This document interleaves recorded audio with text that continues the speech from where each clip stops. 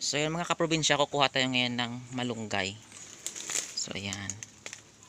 So ito yung gagamitin natin sa pagkapon ng mga biik.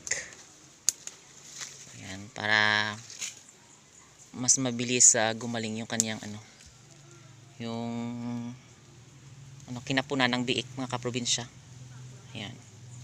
So ayan, meron tayo ditong asin. So ayan yung malunggay na ito is ihalo natin doon sa asin. Yan yung pangtapal natin sa sa kinapunan ng biik. Yan. Yung asin na ito mga kaprobinsya is ito para hindi siya tawag dito matitanos. Yan. So ihalo-halo natin. Probinsya ito na yung yung malunggay. Ayan oh. So kailangan lang natin mga kaprobinsya ihalo ito, yan oh. Linilin lang natin. Ayan. Merong insekto. Wait lang, kunin natin yung insekto. Mas kukuha naman yung insekto. Nakihalo pa dyan. So ayan, ito, kanyan natin yan mga kaprobinsya. Ayan. Ayan, so wala akong tagahawak ng ng cellphone ko. Ayan. Ayan, ihalo natin.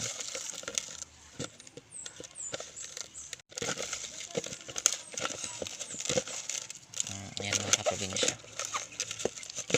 Ayan na. So ayan mga kaprobinsya, kapag magkatas na ito na yan na. So yan lang ilagay natin sa kinapunan ng biik. Yan. So yan ayan, di ba? Ayan mga kaprobinsya, kung wala tayong di ba, ito yung ginagamit natin kung malayo tayo sa mga malayo tayo sa tindahan or sa butika na meron tayong sugat, yan yung ginagamit nila ng mga matatanda ito. Para mabilis maghilom at hindi mamagay yung ating yung ating mga sugat. So yan. So ito yung gagamitin natin sa ating mga alagang native pigs na biik kapag magkapon tayo. Yan. Traditional. Yan no. Ayan.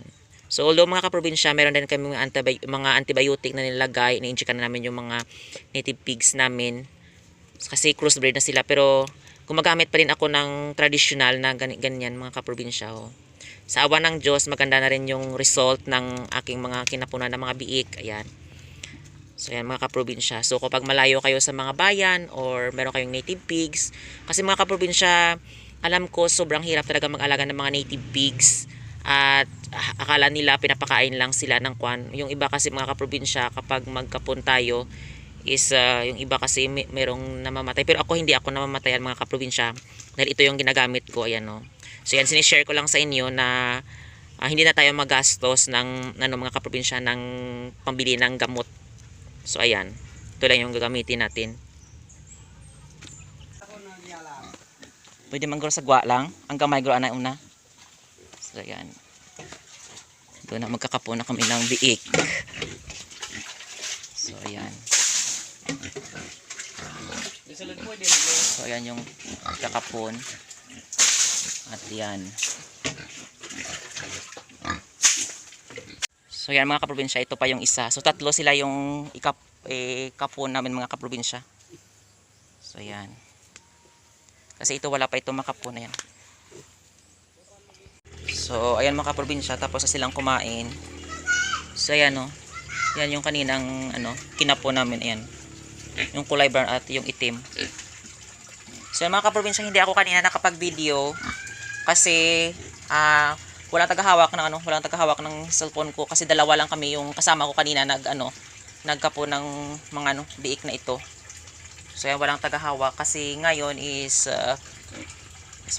Martes. Martes ngayon mga kaprobinsya, merong pasok yung kapatid ko at walang mga bata dito. Nakikita niyo naman sa mga video ko, merong mga bata nagtutulong kasi kapag kami nagkapon kami ng baboy mga kaprobinsya is Sabado at Linggo. So yung merong mga bata. So yung mga bata na yung mga kaprobinsya matulungin talaga dito sa amin. Pero ngayon kasi may pasok. So ayan, dalawa na lang kami yung nagkapon ng biik. So ayan. So nung mga kaprobinsya, hindi namin nakapon yon, yung isa na yan na kulay itim. Kasi nung kinuha ko doon mga kaprobinsya sa may-ari, sobrang liit talaga. So parang kaawa naman na ikapon siya. Tapos ito, ako nagpalaki nito mga kaprobinsya ng kulay brown na ito. So nabulolol ako. Kaso mga kaprobinsya, dahil sa din sa maraming trabaho. So minsan mga kaprobinsya is wala na akong time na mag-ano sa kanila, magkapon. So ako lang na, lahat nagkapon mga kaprobinsya ng mga ano ng mga baboy na ito. Yun mga kaprobinsya, maraming salamat sa walang sawang pagsusupport at panonood niyo sa aking YouTube channel. And don't forget to like, share, and subscribe to the YouTube channel. Thank you for watching and happy farming!